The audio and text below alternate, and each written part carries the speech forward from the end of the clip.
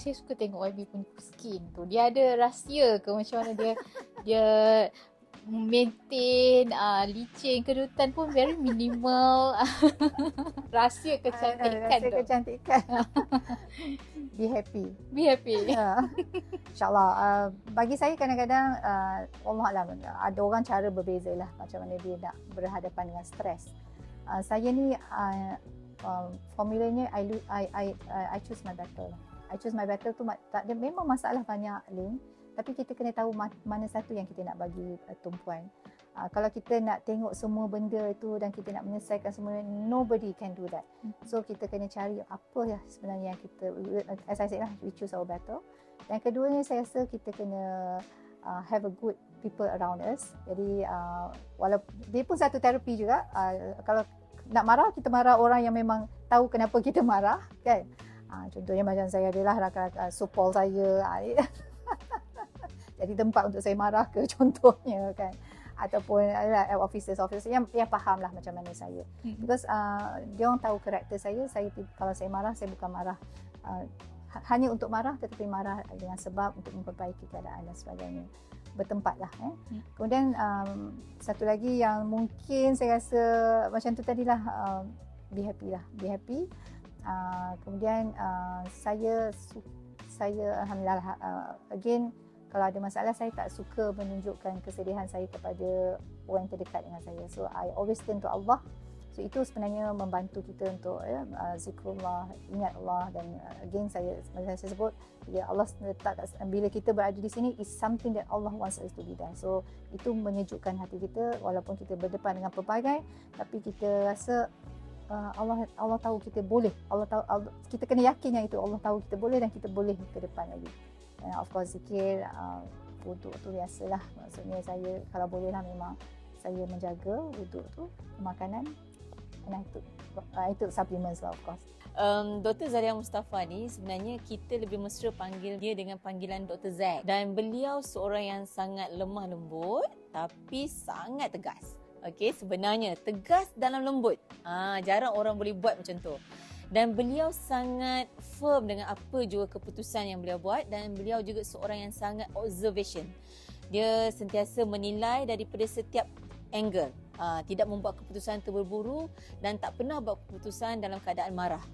Jadi beliau apabila ada aduan sampai kepada beliau, selalunya beliau ni akan menilai isu tu dari semua peringkat, daripada semua suara, dan kemudian barulah beliau membuat keputusan. Jarang ada yang mempunyai kelebihan macam ni. Dan saya rasa satu lagi yang saya nak orang kenal saya adalah sebagai seorang menteri yang value based lah. Pada usia 59 tahun kan? Ya. Doktor tak ada ke macam rasa nak berehat, tak teringin ke macam orang-orang lain tu dia dah bersara, dia dah pencen, main dengan anak cucu. YB macam mana jaga kesihatan tu sendiri pula macam mana? Itulah maksudnya, memang saya rasa kalau fikirkan, memang kita rasa macam enough is enough lah. Macam saya dah 24 tahun dalam politik. Jadi ada masanya memang kita rasa lelah lah. Lelah sebab banyak. Politik ni bukan satu perkara yang mudah. Bagi saya dia adalah of course dominance by men. Sebelum ni kita nampak. Even sekarang pun kalau kita tengok peratusan menteri-menteri kabinet pun only 5 out of 27 yang merupakan wanita. Jadi tapi apapun, bagi saya itu ada satu tanggungjawab lagi, sebab kadang-kadang nak fikir hati dengan ini kita kena imbangkan ya. Dan macam saya sebut tadi, alhamdulillah Allah puts me in the right time at the right place, di mana saya sekurang-kurangnya sebagai seorang ibu tu kita dah menyelesaikanlah tugas-tugas yang besar, memastikan macam contohnya pembelajaran anak-anak dah selesai dan anak-anak pun dah ada kehidupan sendiri, dan kita pun dah ada cucu. Jadi bolehlah memberi ruang masa yang lebih kepada perkara-perkara yang berkaitan dengan rakyat. Dan I think to me, saya sebelum ni memang aktivis, dan to me kita meletakkan sekarang rakyat dan ummah is of course our priority as well. Sebab bagi saya bila satu yang to be a minister is not a prestige sebenarnya. To me lah, it's not a prestige, but it is a responsibility. So kenapa Allah letakkan kat sini, saya bersangka baik dengan Allah, dan insyaAllah itu adalah satu perkara yang mungkin Allah nampak saya mampu melakukan dia, dan insyaAllah kita forward. Tapi insyaAllah I practice quality time. Jadi bila ada masa, in between times tu memang orang kata tengok anak, tengok cucu lah, especially kan kita rasa happy kan. Nak masak tak sempat dah. Tapi maknanya kita luangkan masa yang berkualiti dengan keluarga kan. Baru-baru ni Perdana Menteri baru umumkan Belanjawan 2024 kan. Yep. Mungkin Doktor boleh cerita sikit apa agaknya perancangan kementerian yang untuk mengoptimumkan peruntukan tersebut untuk kesihatan rakyat Malaysia. Baik, Alhamdulillah. Bagi saya, saya mengucapkan ribuan terima kasih lah kepada Datuk Seri Anwar Ibrahim selaku Perdana Menteri dan juga Menteri Keuangan yang telah memberikan peruntukan yang agak besar kepada Kementerian Kesihatan Malaysia, dan ia adalah peruntukan yang kedua besar seperti biasa. Pertama adalah Kementerian Pendidikan dan kedua ni adalah kita. Tetapi apa yang nak sebutnya, Kementerian Kesihatan Malaysia menerima kenaikan yang lebih daripada kementerian-kementerian lain. Saya yakin Datuk Seri Anwar Ibrahim melihat sebagai kesihatan sebagai satu perkara yang perlu diutamakan. Kesihatan rakyat itu menjadi satu yang essential lah ya. Kita kena buat sesuatu itu menjadikan Kertas Putih Kesihatan sebagai our framework lah, framework dan juga macam blueprint lah macam mana kita nak buat kerja. Sebab kat situ dah memang jelas. Tonggak satunya sampai tonggak keempat, strateginya kita dah gariskan. Jadi follow saja. So I think Alhamdulillah. So bagi saya bajet pada tahun ini yang kita nampak yang paling besar lah of course memang untuk emolument lah ya. So kalau kita lihat kepada tunggak yang kita gariskan dalam Kertas Putih Kesihatan, tunggak yang pertama berkaitan dengan delivery system lah kesihatan, penyampaian sistem kesihatan. So apa yang ada dalam penyampaian kesihatan tu banyak lah. Di antaranya as I said tadi, emolument, sebab kita pada tahun ini Alhamdulillah sekali lagi saya bersyukur kerana Datuk Seri Anwar Ibrahim pada bajet 2023 belanjawan itu telah disebut bahawa akan kita diberikan sehingga 12,800 kan doktor-doktor kontrak yang akan diserap ke dalam perkhidmatan tetap, walaupun secara berfasa tapi telah disebut. Jadi ini di antaralah perkara-perkara yang kita akan lihat dalam bajet juga. Kemudian dia bukan saja kepada doktor. Sebenarnya kalau kita tengok yang lain-lain juga, nurses dan sebagainya yang ada contract workers juga, tapi kita akan serap insya-Allah dengan menggunakan bajet yang sedia telah diberikan, yang akan diberikan pada kita untuk tahun 2024. Kemudian sistem delivery juga menyentuh kepada pembaikan kepada fasiliti-fasiliti daif. So yang ini Alhamdulillah, saya nak cakap banyak kali, memang terima kasih sangat kepada Datuk Seri Anwar Ibrahim sebab pada tahun 2023 kita diberi peruntukan sebanyak 100 juta untuk membaik pulih fasiliti-fasiliti kesihatan yang daif. Tapi pada tahun depan insya-Allah kita telah diberi peruntukan yang jauh lebih besar sebanyak 3 kali ganda, iaitu 300 juta. So banyaklah yang kita boleh buatkan, dan saya rasa ada juga polisi baru yang kita sedang lihatkan untuk bukan saja melihat membaik pulihkan fasiliti daif, tetapi kita nak sebenarnya menambah juga fasiliti di situ, sebab bagi saya fasiliti yang daif ni adalah kebanyakan fasiliti primer, klinik kesihatan. So klinik kesihatan ini biasanya adalah klinik kesihatan yang ada dalam komuniti. So bila dia dalam komuniti dan dekat dengan pelanggan kita, yang ini yang kita kena bagi keutamaan. Bukan saja macam saya kata untuk baik pulih, besarkan, tapi kita kena tambah fasiliti di mana saya rasa dia juga akan membantu masalah-masalah yang berlaku di fasiliti kita yang tertiary ni, di hospital. Sebab apalah dia masalah, orang selalu cakap hospital sesak lah, lama masa menunggulah, bagai-bagai. Tetapi bila kita ambil pendekatan untuk memberi yang terbaik kepada fasiliti yang hampir dengan mereka, hampir dengan rakyat, hampir dengan pelanggan, maka dia akan memberi penumpuan dan memberi perkhidmatan yang lebih baik. Jadi contohnya kalau kita sediakan X-ray facilities, kita sediakan makmal di situ. Jadi mereka tak perlu pun dirujuk ke tertiary hospital. Sebab bila dia rujuk ke sana, itu yang jadinya hospital sesak. Masa menunggu yang lebih lama, sebab bila mereka ke sana kena tunggu pula jumpa doktor lain, doktor di hospital pula. Ambil masa lagi untuk buat X-ray dan ambil darah untuk uji kaji dan sebagainya. So di situlah saya nampak bahawa pendekatan, dan alhamdulillah dengan bajet yang lebih besar kita boleh memberikan lebih banyak untuk fasiliti kesihatan yang primer ini, yang lebih dekat dengan rakyat, supaya kita memberikan yang terbaik. Jadi itu yang saya rasa alhamdulillah saya banyak selari dengan kita punya vision itu tadi. Lagi satu yang saya nampak alhamdulillah ada juga di antaranya yang kita belajar sebenarnya daripada pandemik COVID-19 tempoh hari ialah kerjasama antara swasta dan juga awam ini. Yang saya rasa kita kena strengthen up, perkasakan dia lagi, dan kita perlu perkembangkan lagi.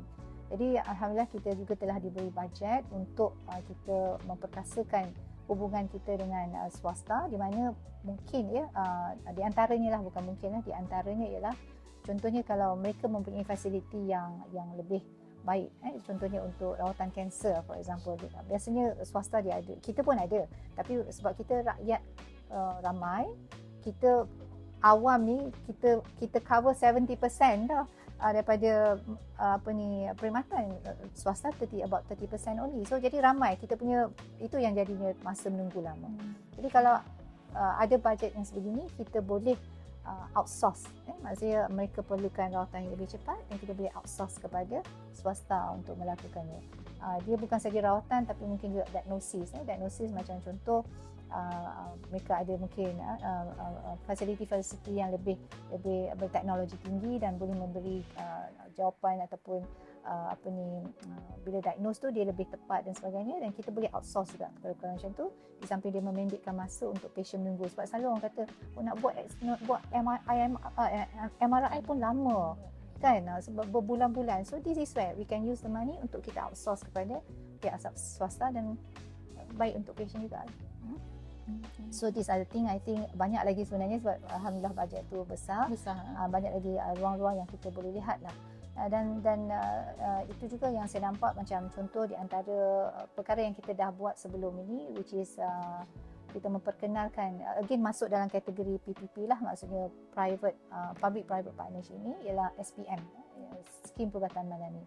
So alhamdulillah kita juga diberikan bajet yang sama besarnya sebanyak 100 juta. Dan di sinilah kita memainkan, kita memberikan peluang untuk rakyat mendapat perkhidmatan yang lebih cepat. Sebab dia kes-kes biasa, kes-kes setakat, bukan setakat kalau marah pula, demam, batuk, sesama yang mudah lah, penyakit sakit ringan, untuk mereka terus dapat di fasiliti-fasiliti swasta, GPs dengan cepat dan mudah, dan free of charge. Sebab SPM ni free of charge. Jadi maknanya sakit kalau kita kat rumah tu boleh terus pergi kat klinik yang terdekat. Syaratnya klinik kena berdaftar lah dengan SPM, dan mereka boleh terus pergi ke sana untuk mendapatkan rawatan yang cepat dan segera. Jadi alhamdulillah yang itu pun kita dapat juga banyak 100 juta lah. Dan alhamdulillah saya rasa pada Syirah banyak lagi, dan semuanya jangan takut, insya-Allah Kementerian Kesihatan memang akan menggunakan peruntukan yang diberikan untuk memberikan yang terbaik. Di bawah pimpinan YB, bagaimana merangsang kesedaran dan penyelidikan terhadap isu kesihatan wanita di Malaysia?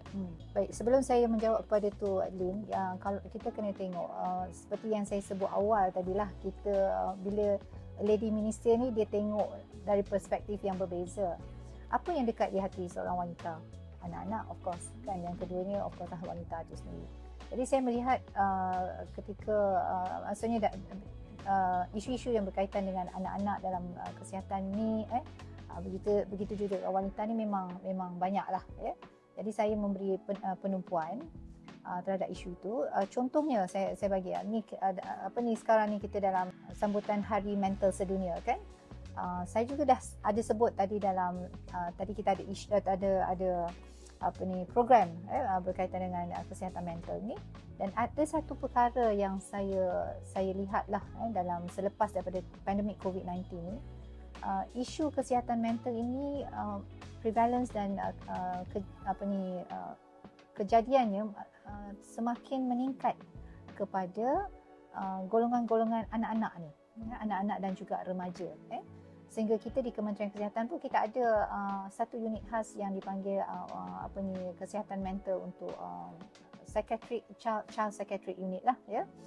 So bagi saya yang itu juga bila kita tahu tentang isu-isu macam ni, of course untuk mengambil pendekatan yang terbaik ialah kita kena ada penyelidikan kan, supaya kita dapat orang kata dengan tepat permasalahan tersebut dan apa sebenarnya yang kita boleh lakukan dengan kita mendapatkan evidence based permasalahan-permasalahan itu disokong dengan data dan sebagainya.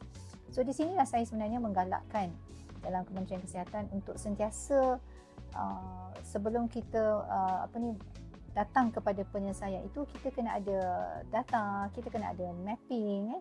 Mapping ni pun penting juga sebab bila mapping ni dan kita tahu dekat mana isu tu yang kita nak kena selesaikan terlebih dahulu, the priority kita akan tahu. So this is why saya bagi contohlah di antara yang saya sebut tadi, kesihatan mental pada anak-anak. Dan kenapa saya memberi keutamaan kepada kesihatan mental anak-anak dan remaja ini, bagi saya, khususlah bagi saya lah seorang orang leader politik. Jadi kita nampak yang akan menggantikan kita pada masa depan ni ialah anak-anak kita. Dia are the next echelons. Dia orang ini adalah bakal pemimpin negara. Jadi kalau kita tak ambil intervensi yang awal untuk anak-anak kita ni dalam apa saja masalah mental ke ataupun masalah kesihatan yang lain ke, I mean as a leader, as orang yang bertanggungjawab terhadap sistem kesihatan negara, mestilah saya nak melakukan sesuatu yang lebih menumpu kepada mereka. Jadi banyak itu di antaranya lah kesihatan mental. Kita ada data-data yang menyokong lah ya, dan kita tahu bahawa lebih daripada 400,000 sebenarnya kalau kita lihat masalah murung ini berlaku pada anak-anak kita dan remaja. Jadi that is a big number. So kita nak duduk ke atas number tu tak boleh, kita kena buat sesuatu. So ya, itulah jadi saya kebetulan kemarin pun saya baru mengunjung ke Hospital Bahagia dan di situlah kita melihatkan di mana sebenarnya kita kena beri penumpuan, kita kena beri priority kepada masalah-masalah itu, kesihatan mental pada anak-anak dan remaja. Kemudian ada juga baru-baru ini kita telah memberikan bajet yang agak besar Lin kepada ibu yang mengandung. So kita perkenalkan injection DTAP iaitu yang 3 serangkai yang selalu kita bagi pada anak-anak kan, untuk menghalang penyakit pertasis ya, kepada ibu mengandung. Kenapa pula ibu mengandung? Data kita menunjukkan bahawa ramai di antara mereka atau anak-anak yang mengidap penyakit pertasis itu atau batuk kokol didapati di bawah umur 5 bulan ke bawah. Pertasis yang kita bagi injection DTAP itu untuk difteria, tetanus dan pertasis itu kita bagi pada usia anak-anak 3 bulan, 4 bulan dan 5 bulan. So, kalau 5 bulan ke bawah dan ada juga yang 2 bulan ke bawah yang kena, dia belum dapat lagi injection vaccination itu. So, apa yang kita kena buat? So, saya pun dengan data yang ada, kemudian kita panggil pakar kanak-kanak dan berbincang dengan mereka apa suggestions yang patutnya kita buat. So they lay out the data, they lay out what is the possible thing we can do, dan mereka mencadangkan supaya kita memberikan vaksinasi kepada ibu-ibu mengandung, sebab bila ibu mengandung kita bagi di semester kedua dan ketiga ketika mereka mengandung 6 bulan sehingga sebelum mereka bersalin. Jadi ibu akan produce antibody. Jadi antibody itu akan dipindahkan kepada janin. Jadi janin bila lahir akan ada antibody itu dan alhamdulillah dia boleh dilindungi lah untuk 3 bulan pertama sebelum diberikan vaksinasi DTAP itu. Jadi itulah betapa pentingnya kan. Jadi itu untuk anak-anak lah. Untuk wanita pula. Wanita memang dah terbukti bahawa contohnya NCD semakin meningkat. Apa di antara NCD ataupun non-communicable disease yang berlaku pada wanita itu, di antaranya ialah kanser. Kanser adalah dalam NCDs. So kita lihat NCDs contohnya berlaku, kita lihat apakah data-data yang menunjukkan bahawa wanita itu yang terkena kanser itu, kanser apa? Kanser banyak from top to down kan. Tapi wanita tentunya kanser payudara, kanser cervix ya.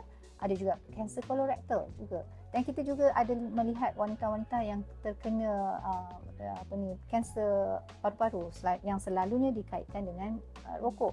Rupanya kita tahu bahawa ramai perokok itu isterinya yang kena because ada secondary smoker, contohnya macam tu. So all the data, kajian-kajian itu sangat penting untuk kita mengambil tindakan yang sebaik mungkin. Dan